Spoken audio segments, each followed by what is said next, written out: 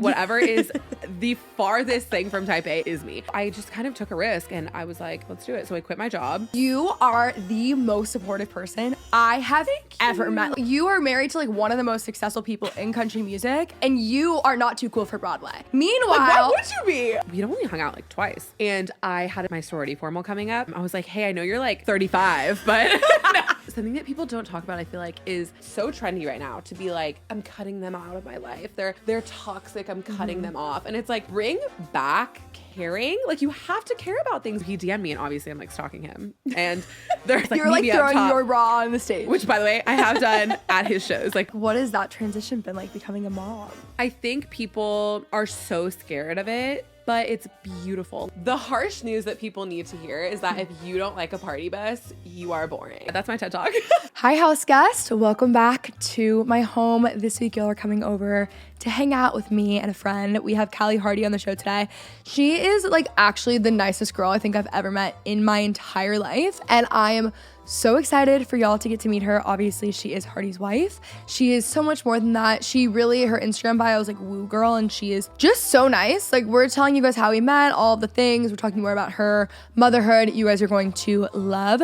But before we get into today's episode, I did need to announce our next book club pick, which is a house guest fave. It's Susie Welch's new book, Becoming You. Earlier this year, we did the values episode, which is one of, if not the most referenced podcast episode. It is, by me, most referenced, but also just like the amount of DMs that I get from y'all about that episode every day. It was released in January. It's just the most interesting thing ever. Like, you think you know what values are, but you don't. She creates this entire framework. She has this class at NYU where there's like 15, I believe, values that you have, things you've never heard of in your life, and then your aptitudes, and then she combines that with something that's like economically viable. It tells you what to do with your life, but more than that, it makes you like understand yourself, understand other people better. It's so fascinating. So when this book came out, I was like, okay, that has to be a house guest book club pick. Also, I did want to let you guys know, because I do get a lot of DMs and questions about the quiz. So when that episode went live, the quiz wasn't live yet, but the quiz is live now, and you guys can take the quiz. Code Kenzie40 for 40% off. It's a free quiz, but if you guys want, like, I paid for it just to have like more in-depth like conclusions on it. But if you guys are interested, you guys can use that code for 40% off. But anyway, Becoming You by Susie Welch is our next book club book pick. And if you guys are a house guest listener, like, it is so right up our alley. Like, you guys are going to absolutely love it. Anyway, without further ado, let's welcome Callie Hardy on to the show. I like a person who likes things a little too much. That's fine. And that's like me with everything. That's fun. You know? I like that. I think like, what's the fun in only liking things halfway? I literally couldn't agree more. Dive into something, you know? No, exactly. Like, if you are semi-interested in something, like, just go all out. My goal for this year was to literally get into hobbies, because like I have so many different interests and things that I like, but I don't dive in, and that's what I need to do. Okay, what hobbies are we looking at here? Oh my God. Okay, so I don't know. Maybe you can help me. You're like I'm a hobby perfect queen. Yeah. Okay, I do want to start getting more into mahjong. This is really exciting for me. My family is a big game family. Love. Like, we love games. Any dinner, anytime anyone's over. I mean, I do game night with my friends all the time, but I love a game that you have to like think sometimes, you know? Oh, and that's mahjong. Yeah, so I would love to start getting into that more. Love that. I love animals. I have to do some sort of animal Horses? hobby. I love riding. Like, Me too. Yes. So, Holly, Yes. I've been wanting to go visit we should Cowboy go. Ranch Rescue. Yes, we should go. Okay, we amazing. have to.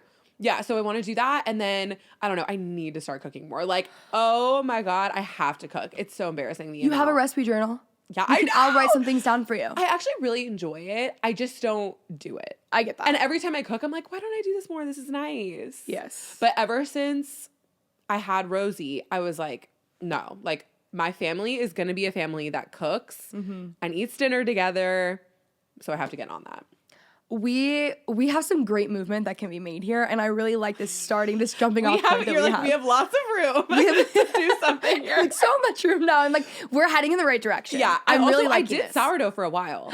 But, I didn't know that. Yeah, I did sourdough for a while, but I travel so much that it died in the fridge.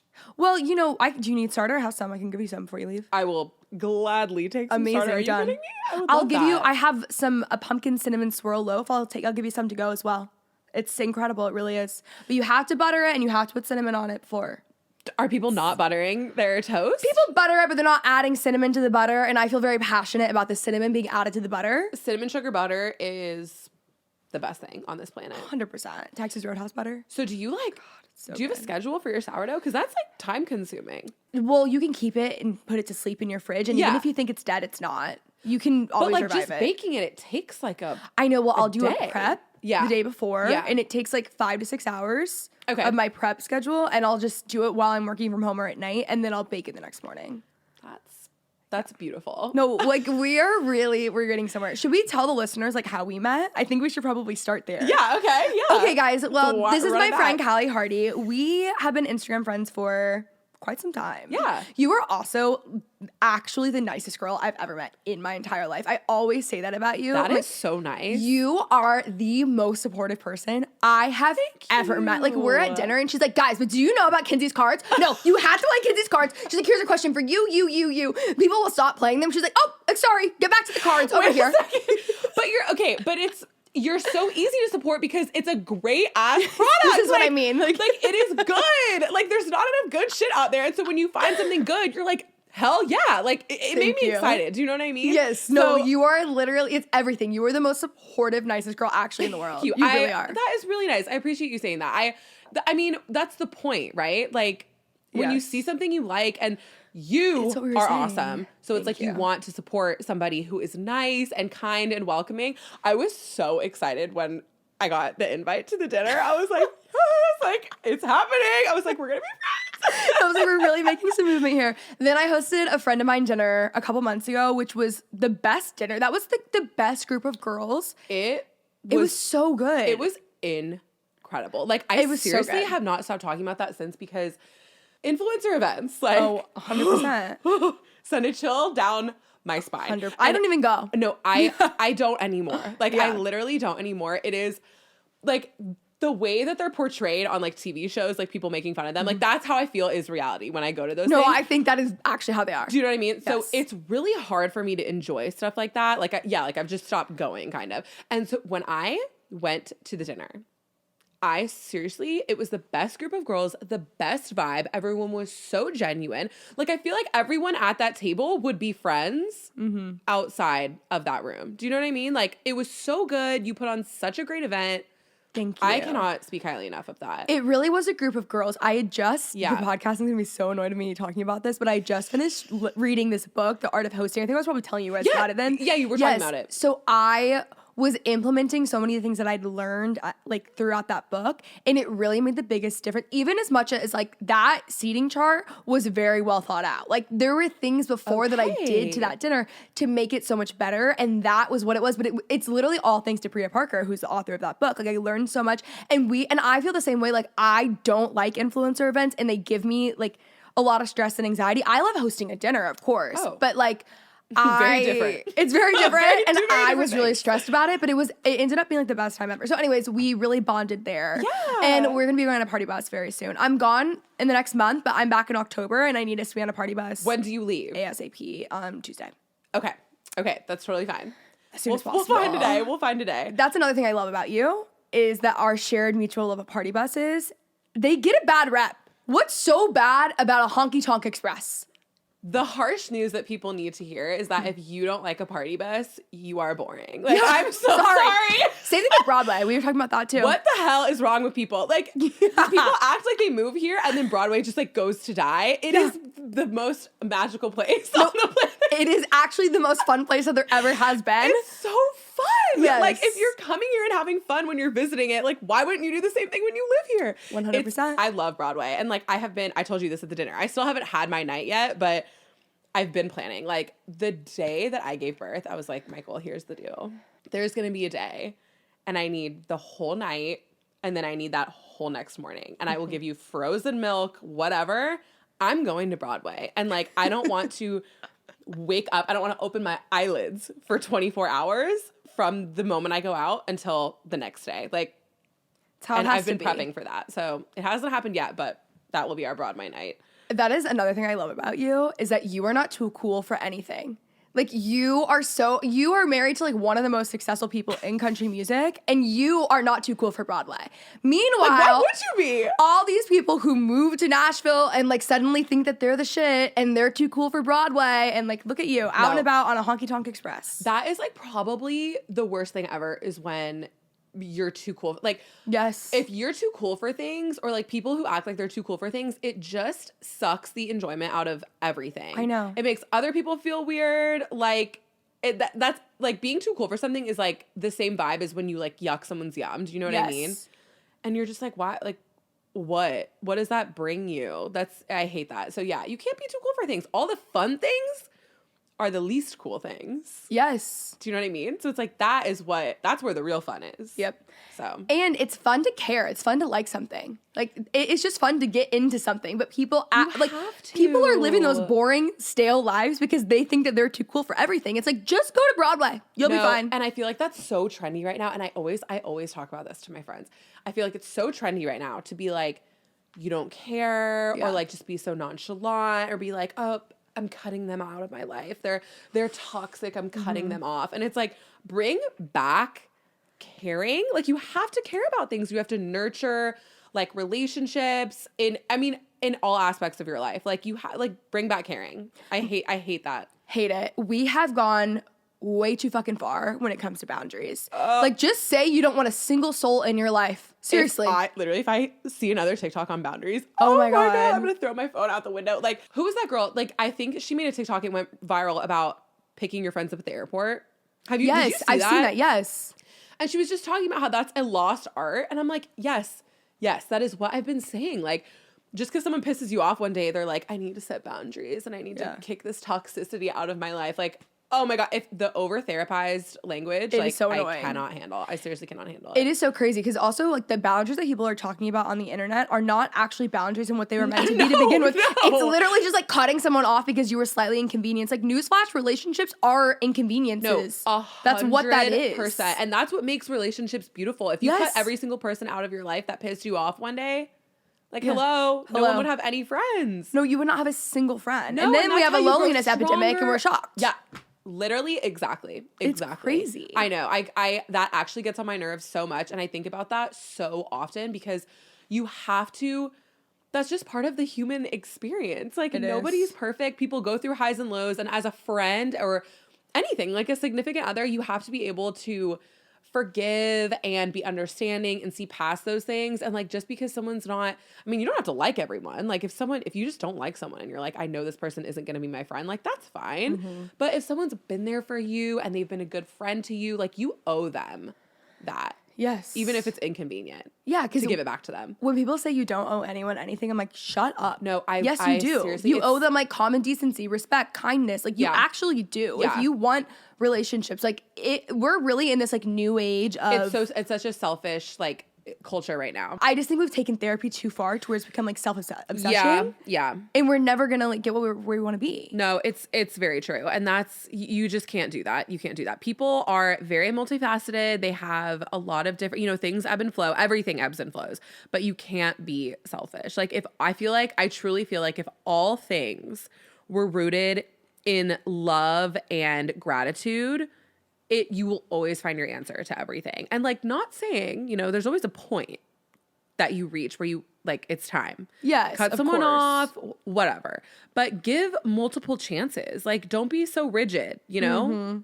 Like, put yourself out there. And I think it's like more rare that you actually need to cut someone off than it is. I completely agree. On TikTok that are telling you like, I cut this person off and these people, they were jealous of me and they were this and that and the other. And it's like, no one thinks about you that much, girl. I don't know what to tell you. Literally no one no, it is seriously coming from like a self-obsession. Like, it's crazy. Like a perspective of self-obsession. It has to be. No one is thinking about you that much. Like, no. Seriously. And that's why it's so, like, people get so excited when they find somebody that cares because like, you just don't hear about that anymore. And like, that's sad. That's so sad. No, literally bring back caring. Yeah. So that's my TED Talk. Bring back caring on the Honky Tonk Express. And a party bus is the way to do it. Yeah, party buses bring back people together. We like go into business on a party bus. It's literally therapeutic. If you haven't spent a night on a party bus. If you're in a funk, honest to God, I'm so serious. You might just need a weekend in Nashville on a party bus. You just need to magical. you just need to do fun things. Like let loose a little, you know? Let loose. Honestly, peak of my life, I could tell you right now, it was fall of 2022. I was with my friends from Dallas. She's like, it was a brisk, it was a brisk day. 73 out. And we had a lot of high noons, and we were on a party bus, the Honky Tonk Express to be exact. Yeah, that's a great one. I don't think I've ever reached like that level of peak happiness, truly. They're so much fun. They're like so fun. Oh my God. I mean, did you used to do party buses in high school? Yes. Was that it? Yeah. Okay. Same. Yeah. Like I know some people didn't dances do that. and stuff? Yes. Yes. Yeah. Concerts. Oh, I mean, that was where it all, my eyes just. It's where it started. My soul opened up and I was like, what is this? This is the greatest thing ever. Yeah. It's the best. And how fun is that? Like it just, I mean, they're going down at like 10 a.m. in the morning. Oh yeah. The city is just filled with like magic when the Joy party and buses hit the streets I see in the like morning. fairy dust as I see everyone that passes me. We're on the gonna streets. do, but which one do we do is the question. Like I'm how many following your people? lead. I'm completely following your lead. Okay, all right. I'm And gonna follow. obviously we have to do a theme. Like Obviously, thought we love yeah, the theme. no. It's and we're going out on Broadway after in the theme. Yeah. We have to, and thank God no one will even notice us in this theme. It's gonna be so chill. We're gonna be so relaxed. Okay, on my bachelorette party, we went to New Orleans and we did one of the nights where everybody dressed up like Michael. And some of these outfits were so convincing. Like seriously, people were taking pictures with my friends. One of Michael's friends from his hometown just so happened to walk past the bar that we were at on Bourbon Street and grabbed my friend Amanda and was like, dude, it's me. Like literally thought that it was him. And we were like, oh my God. So we go all out. Like we take a theme seriously in these parts. That is so good. Yeah, I have to show you the video. We made like the best TikTok. I feel like I did see see these awesome. TikToks. That is incredible. It was so fun. So yeah, big theme. You guys have the craziest story. Michael ever. and I? Yes. Can you take us through? Because you're from California. Yeah. And then you went to college in the South. Yes. And then one day you get a little DM. Yeah. Okay. So I'm from San Diego, and I am very much like a SoCal San Diego girl. Like California. That's where the hippie love and peace comes from in you. I feel like people think of California, they think of LA. Yeah. San Diego's very different. It's very different. It has very like chill, just like beach vibes. It really is just like a beach town. One of my like childhood best friends is from Carlsbad. So yeah, that's where I'm from. Yeah, so I've spent so much time there. Yeah, I love it there. You're familiar. So I am very much like California, but I've always loved the South. I've been obsessed with it. Like I have no family, no friends, like no ties to the South. But ever since I was a little girl, I just loved it. It was so fabulous. And like people get dressed up and hosting and traditions and history. And like I always just thought it was so like intriguing to me. So I knew I had to go to college in the South. Like there was no other option. So I went to Ole Miss and it was the best 4 years of my life. Every minute, I'm obsessed. I am like hottie toddy till I die. I love everything about it. But yeah, so also I was like Southern men. Like, but I also was under the impression that it was like, there's a difference between cowboys and Southern men / like rednecks, which is like the category that I fell into. But like, I was like, oh, cowboys in Mississippi. Like we're going to Ole Miss. And then I got there and I was like, wait. Why are all these New Balance tennis shoes like walking around on campus? What is this? I get to see a single cowboy hat with literally. But I am home for winter break and yeah, I get this DM. We still talk about like how we came across each other. It's very confusing. But I get a DM from Michael, and this is way back when. I don't even like, he just has like fish pictures and like hunting pictures on his Instagram. And he sends me this DM, doesn't say a word. No words, no text, anything. It's a video of him in a deer stand. He was hunting in head to toe camo, taking a fat pull of Evan Williams, just like out of a handle. And I was like, what is this? I thought it was the funniest thing. I thought it was so creative and different. And I was like, this is my man. Like, literally, game she's over. Like, that is my man. Like, he put thought into this. Do you know what I mean? And so I loved it. And so we just started, I sent some, like flirty thing back or whatever. I was like, save some for me. And so we just started talking and we just kind of hit it off. It was like very casual, nothing crazy. And he was just writing songs at the time. And Oxford, where Ole Miss is, has a little music venue called The Lyric, which is actually where we ended up getting engaged like years later. But he had a buddy of his was playing a show at the Lyric, and last minute their drummer got sick, and Michael was supposed to be out on the road with FGL writing, and they canceled that for whatever reason last minute.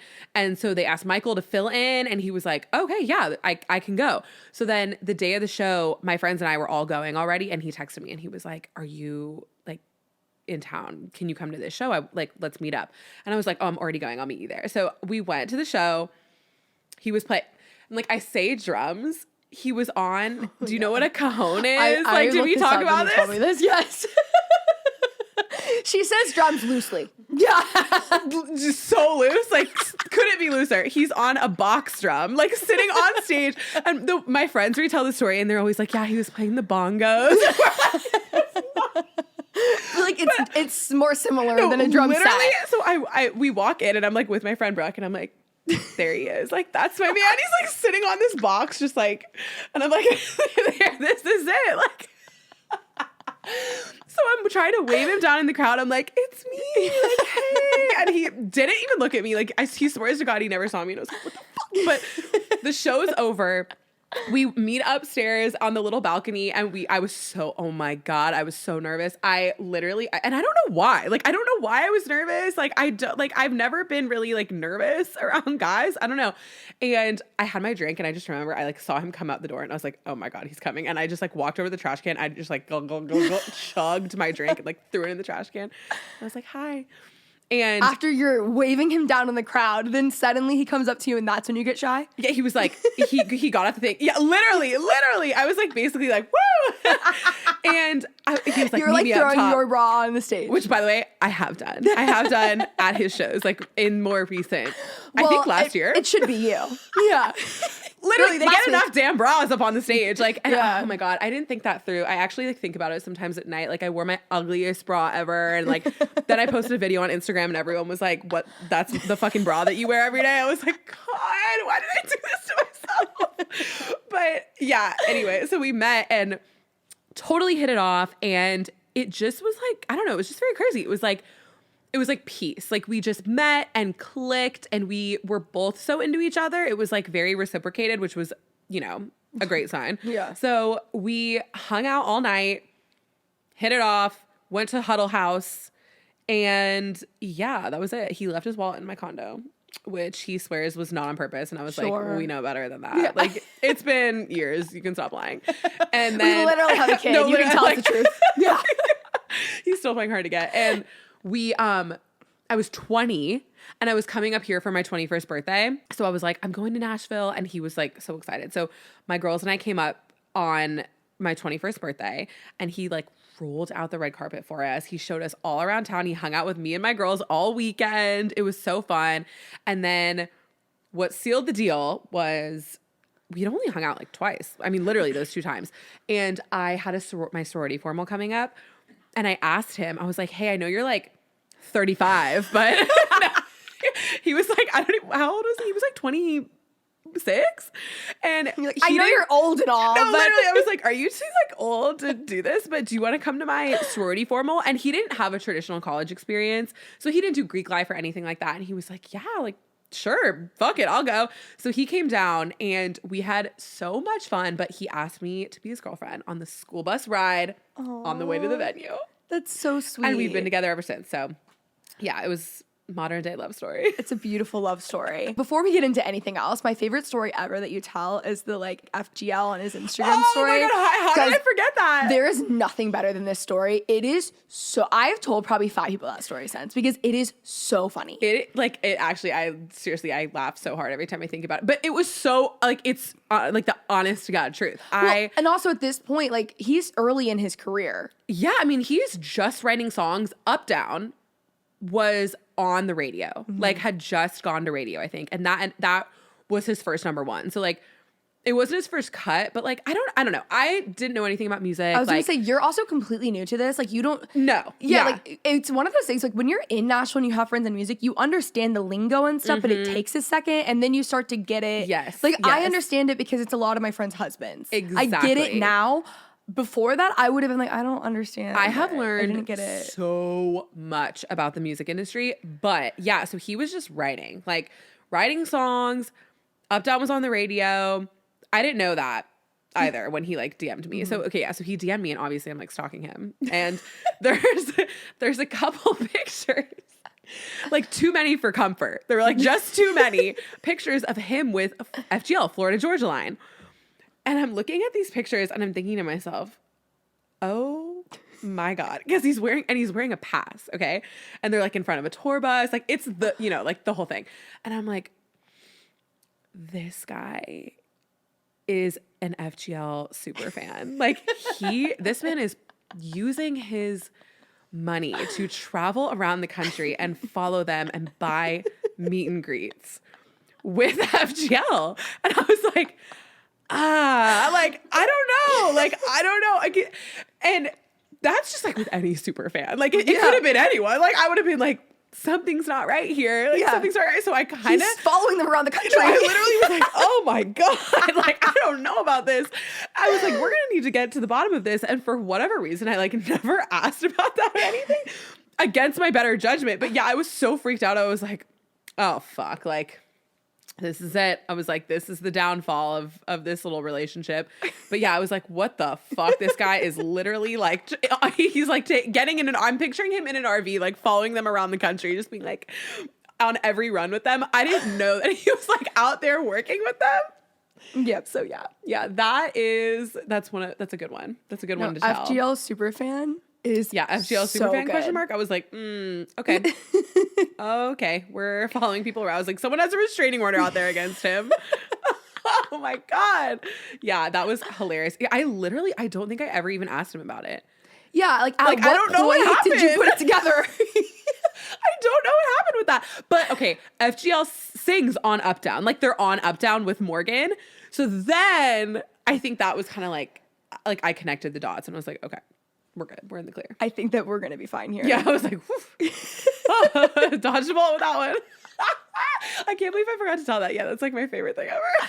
Can you imagine if like your 8-year-old self saw your life now when you just like were obsessed with the South? You were living like actually like this Southern royalty dream. Oh my God. Of like you marry like the country artist. You're in Nashville, Tennessee. Like you really are living that. It is actually so crazy because like this is what I was like. Yeah, literally. Like if I was 8 and you were like, what's your dream life? I would literally be like, oh my God, in Tennessee and country music. Like it is crazy. I don't know. Maybe like people say manifest like all the time. Maybe I was like manifesting before I knew what manifesting was. Yeah, you were ahead of your time. Guess so. You were ahead of your time. Yeah, I don't know. It is pretty crazy. I think about it all the time. I'm like, look at our life. Like it is crazy. It's very fun. It's very challenging, but it is wild. Like it's a very unique life and we have a lot of fun.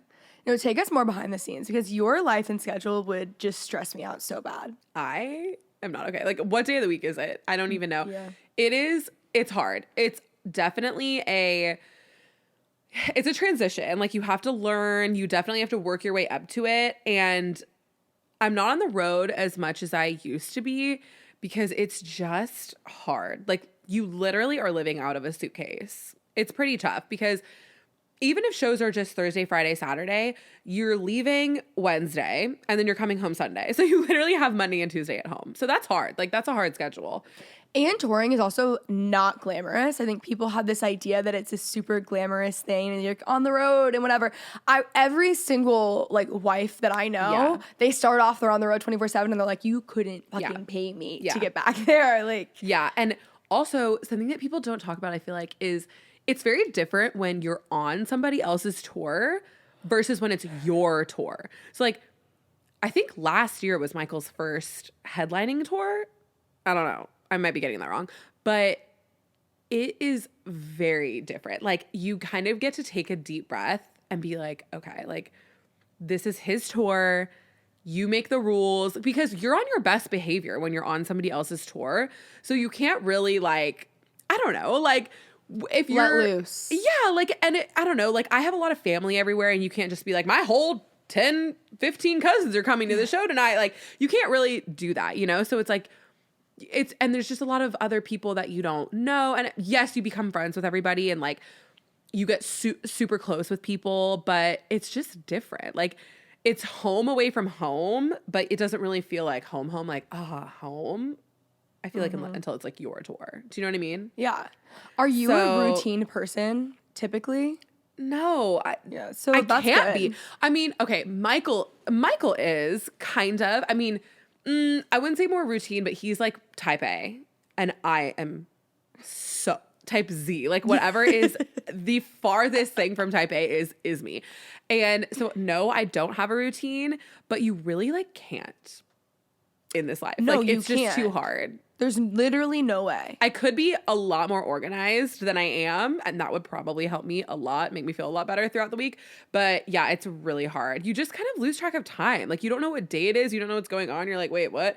You don't know what and also, I kind of fly by the seat of my pants. Like, I don't know if I'm going to go on the road this weekend. But then last minute, I'm like, okay, that sounds fun. I'll go. And then I just throw it back together and go. So it's like, I literally never know what I'm doing. Or like, the other day when I was supposed to go to the dinner party, we had to like bump up the bus schedule. And so then I had to leave earlier than I thought. And, you know, things just happen.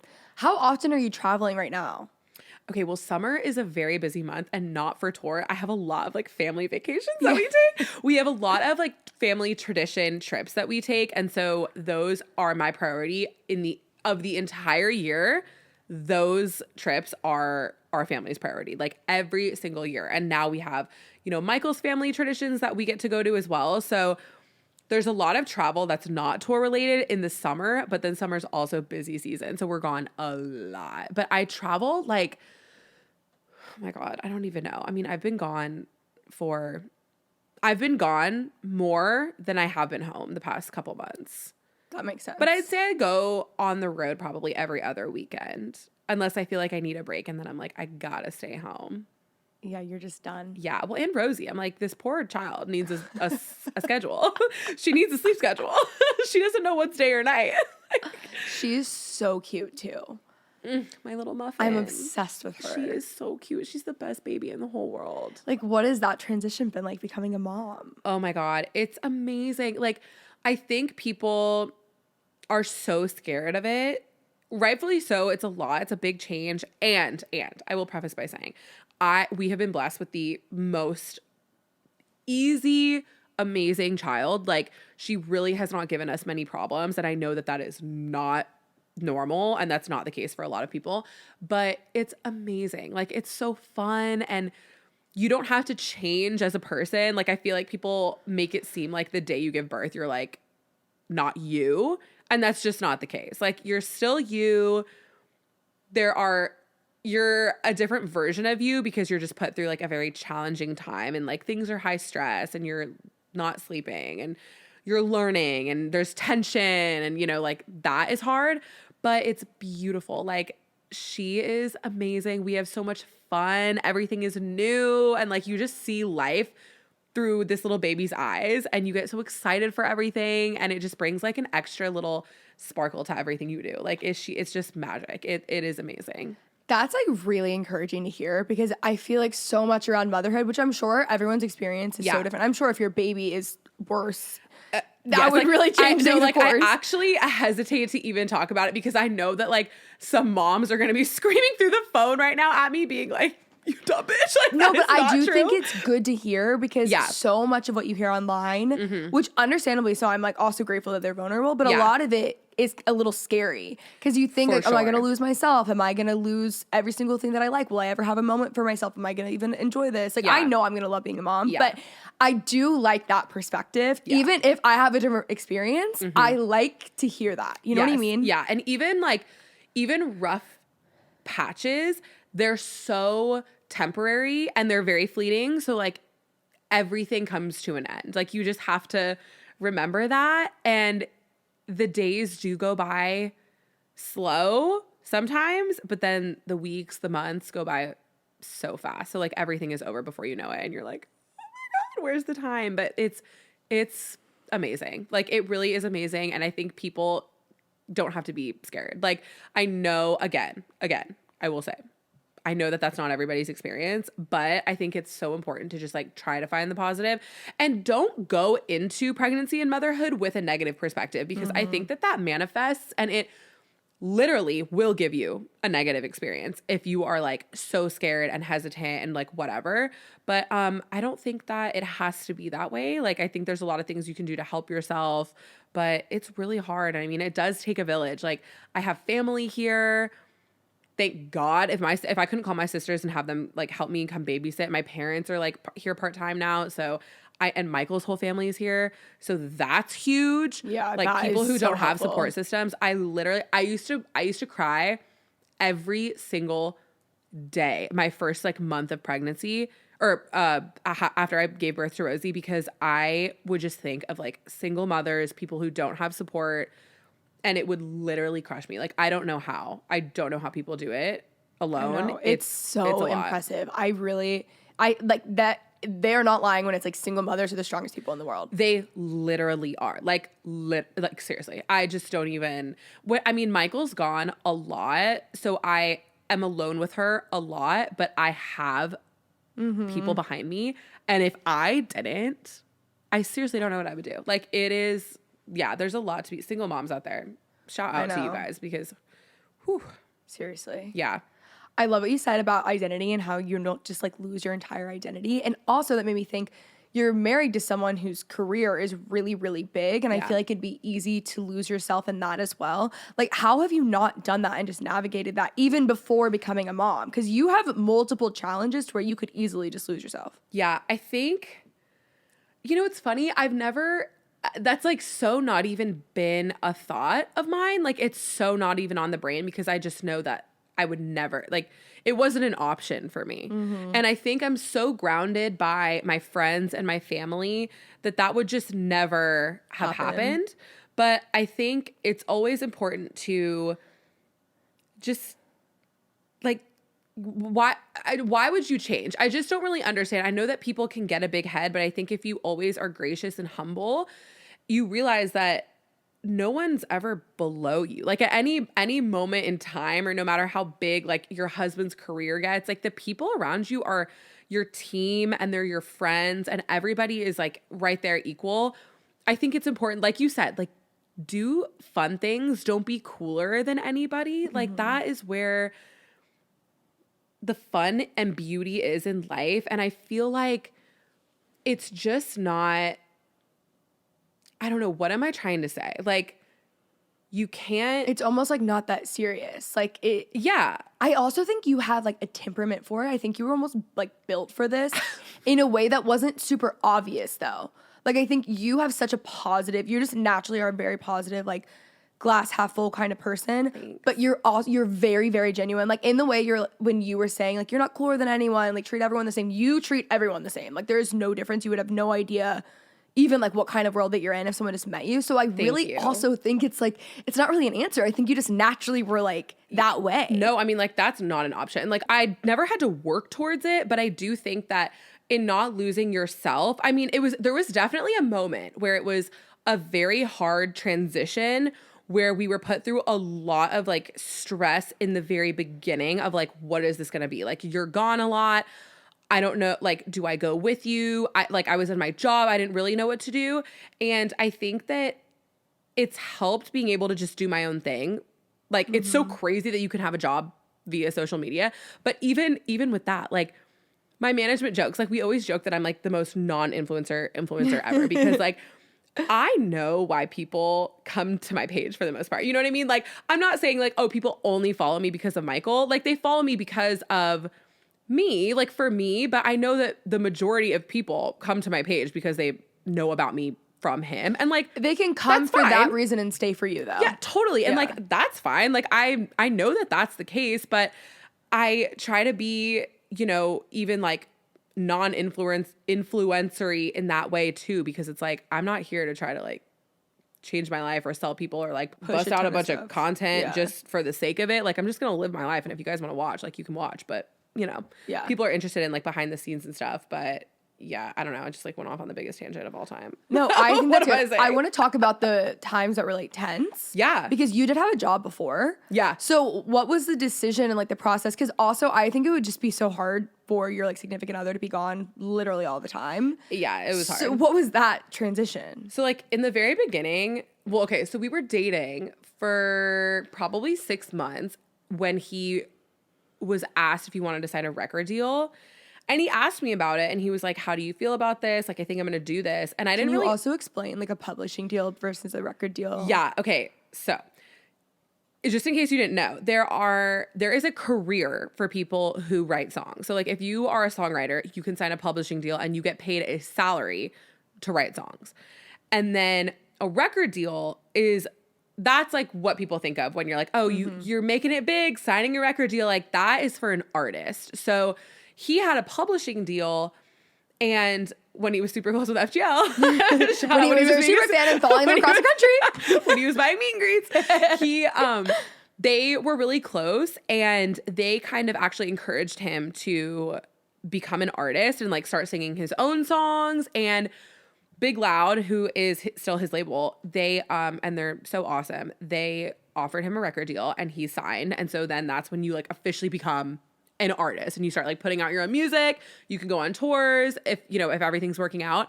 So he signed this record deal, but there's a lot that comes with that you just don't really think of. So right when he signed his record deal, that's when, there's a lot of work trying to find who you are as an artist, like fine-tuning things, trying things out.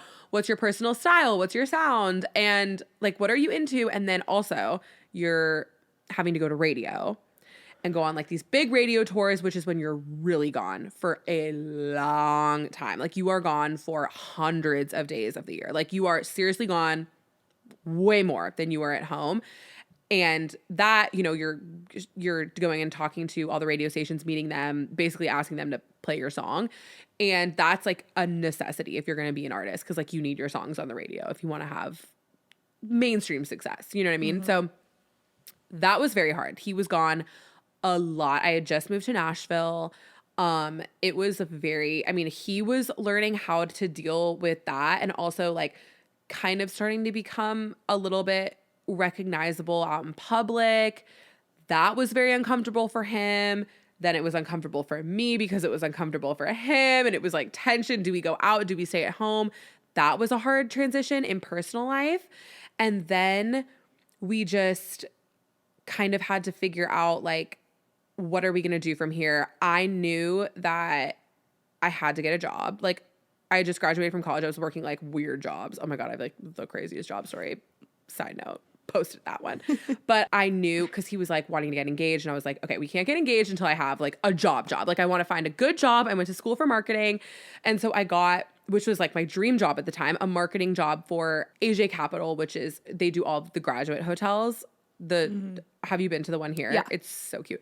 So I was super stoked, had my job. And then with a 9-to-5 job, when you are dating an artist who's on tour, you literally do not see them. So you're on completely opposite schedules. So that was very, very, very tough. And we knew that we were going to get married. And so I kind of was having to think about like plans and the future. We got engaged while I was still at this job, and it was just too much. Like, I couldn't see him. I was not having fun. It was bringing me a lot of stress at work. And I was trying to plan a wedding, and I was like, I just want to be able to enjoy this time. And then at the same time, like simultaneously, my social media was kind of like growing, and I was getting a lot of opportunity. And I was like, oh, maybe this is something that I could actually take seriously and like make money from. And then I'll have better hours. I'll have more flexibility. So I just kind of took a risk, and I was like, okay, like, let's do it. So I quit my job and just started doing social media full-time, part-time, you know how that goes. But yeah, and it worked out, and that opened up a lot of time for us. And so we were able to be a lot more flexible. I was going out on the road more, which helped our relationship a lot. And yeah, it was kind of all up from there, but it was a big learning curve. Yeah, that's a really hard adjustment. Also, that is a hard adjustment for anyone to be just like a normal person who's like living a normal life, and then suddenly you're recognized on the streets. It's even harder and weirder when you're the partner that isn't like, you grew up in like a normal house. Like, you went to Ole Miss. You just like happened to date this guy who ended up going into this. Like, you were with him before. So like, that is such a a weird, unique life experience that very few people can relate to. Like, that's crazy. It is. And we talk about it all the time, how thankful we are that we met before all of it, because he's all the time talks about how it would have been really hard for him to meet someone after all this. Like it does, no matter how great your fans are and how amazing everyone is and how supportive they are, it's not a natural human experience to have like fame or that much attention, or to have people have so much access to you. And like, people are great, you know, like for the most part, everyone is so great. Like he has the best fans. Everyone is so respectful, so kind, but it's just the reality. Like there's gonna be people who make you feel really uncomfortable. There's so many people who just don't really boundaries, trigger word, but no, who don't really know boundaries. And so, you know, you go out and you know the moments when it's going to be worse or better. Like, you know, if you stop at a Buc-ee's, like on the way to Alabama, like he can't go in there. You know what I mean? That's but like his target demographic. Yeah. So like, you know where it's going to be like better or worse, but like we can't go eat at anywhere around Broadway. We don't go eat, you know, around Midtown actually, or like 12 South, any of those hot spots. And like, if you do, you just kind of know, like, you know, to be prepared that like people are taking pictures of you when you don't know, like people are filming you. So it's like, there is a weirdness level that comes with it. And that is pretty anxiety inducing for sure. But you just kind of have to come to terms with like the fact that that's reality. And you're like, if this is what you're doing, like this is just going to be it.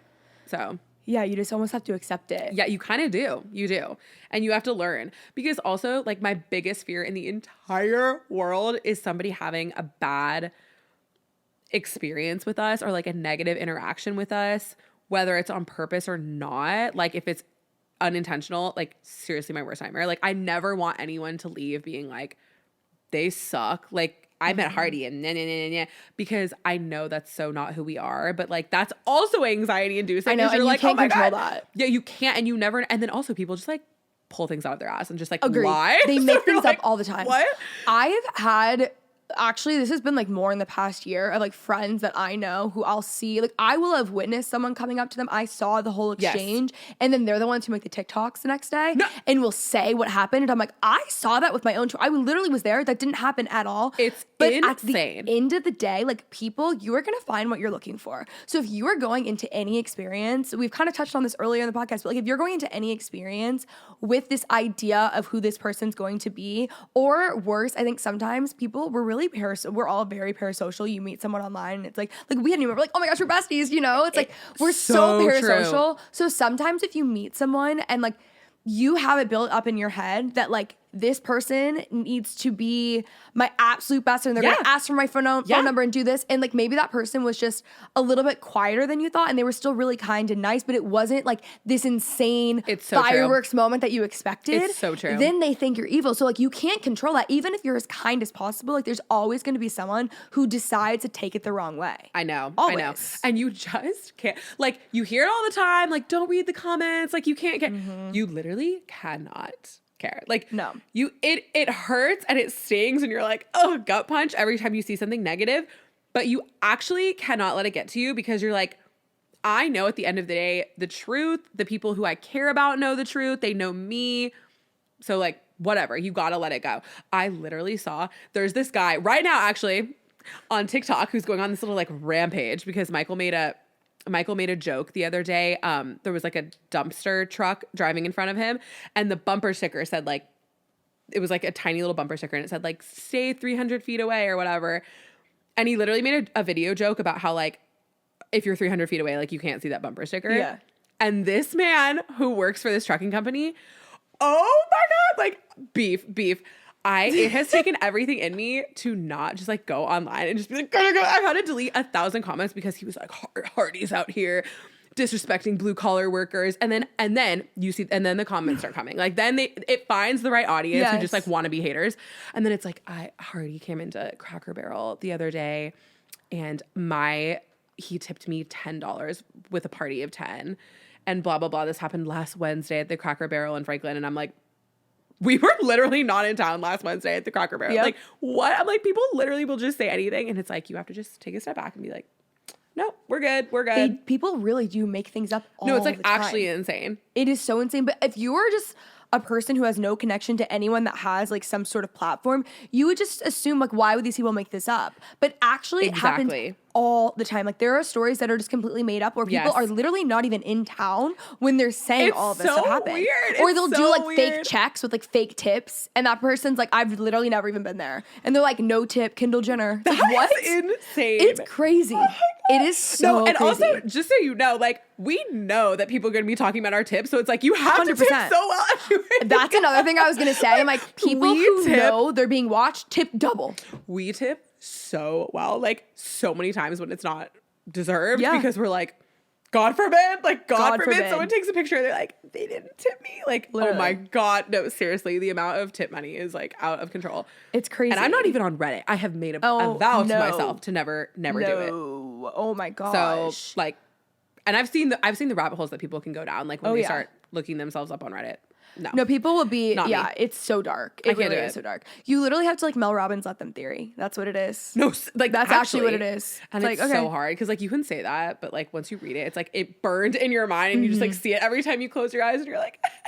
I think it's harder, at least for me. I don't care as much if someone says something about me, but if they say something that like about someone that I care about, 100%. I'm like, oh my God, like I am ready to go. No, 100%. It's so much worse. So protective of my family and my friends. Yeah. And that's like one thing to me where it's like, okay, you let the dogs out. Like I don't care. Now I don't care. Like I was being nice. Now like all bets are off. I'm so similar in that way. No, like, it's something, there's something in me that is like enraged. It's like a beast has been awakened within. That's what it feels like. Oh, actually crazy. Time. Should we play some dinner cards? Yeah. Okay, just to end off the app. I know I have the dinner cards for you specifically. Wait, okay, dinner cards and then those are the nightcap cards. Yes. Okay, number 1. Do you believe in soulmates? Ooh, yeah, I do believe in soulmates. I think that you can have multiple soulmates. Mm-hmm. I do. Because I think like there's so many different paths of your life that you could have taken. And I feel like in each path, you would have found some version of a soulmate. If that makes sense. I think you almost like decide too at the end of the day. For sure. Like you just make a decision. I have this theory that I didn't create this theory. The way I said that was just like, I have this theory that I invented. I have this theory that I subscribe to is what I meant. Yeah. But it's like you have like good, better, best. And I think a lot of people only ever hit good because they're too afraid to be alone. So then you don't end up getting to like better or best. You know what I mean? So good. I think that a lot of people... I think it's like you have so many different life paths that you could have taken to different people. And then I also think even on those paths, it could have been multiple. That is so great. I could not agree with that more. For some reason, I'm really like, we've been having this conversation about settling nonstop because like, my greatest fear in my entire life is settling. Yeah. And I don't know, I'm at the age, like I'm 28, so I'm at the age where everyone's like seriously starting to date or like get married and stuff. And it just gets a little scary, you know? Really scary. Like, this is what I tell all of my friends. And, like, my sisters are single. Like, they're dating and stuff. You're in such a good... Well, here I am. I'm telling you. You're in a good place. For you. I have updates for you since our last dinner. Okay, how would you spend your dream day? Oh, okay. Dream day. I'm not much of a breakfast girl, but something about me. I love a hotel breakfast. So, like, dream day, I'm waking up in, like, a beautiful hotel, honestly. Like, I love a hotel. Having hotel breakfast. Love that. Then there has to be some sort of activity. I'm a big activities girl. It's like some sort of fun game, activity. We're doing, like, I don't know, maybe we'll go for a little horseback ride, like, through, I don't know, some beautiful scenery. Then... Eating all day. Every meal, every morsel I put into my mouth has to be delicious. Like, we're eating good food. Like, that is the number one for a good day. Family, I'm with friends. We're just having fun, laughing, all the things. Weather is perfect, 75 degrees, no humidity. And to be exact. Quite literally. And I don't know, maybe it's like a fall football Sunday, watch a little football game, play some more games, watch a movie, go outside. Yeah, I think it's just more about like the people that you're with. It's the food that you're eating, the people that you're with. Literally. Yeah. What is your absolute dream job if money didn't matter? And your schedule didn't matter more so, I would say. Okay. If concepts could be anything, and like if I wasn't trying to make a dime off of this concept, my dream job would be to open a rehabilitative petting zoo animal rescue situation that then turns into a bar nightclub at night. Obsessed. There's a huge audience for that. And the party bus comes and picks you up at your house, drops you off at the location. That would be incredible. And you know That's what? my dream job. That actually might be what some of these nonprofits are missing, seriously. Because if you think about it, you're going to make a lot more money with some booze.